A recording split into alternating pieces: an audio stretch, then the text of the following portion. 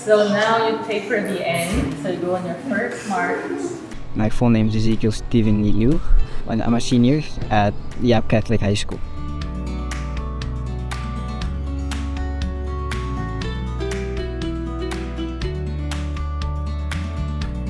So the project that we got to learn yesterday was the buoy, how it's like structured and the lines, the chains, learning the acceleration waves, periods, then use it to be safe in the water.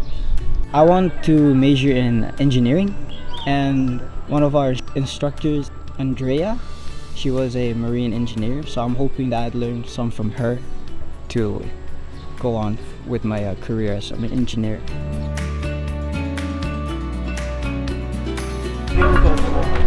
My name is Michael Gilngor, and I've been here with the Micronesia Hotel and Yap Divers for 26 years. With this buoy, I think it will really help. Yap is more water territory than landmass, so yeah, if you know about your backyard, you can help protect your backyard. Really like you guys involve the kids into the program at an early age, so you can really see their face being lit up and they're being part of something special.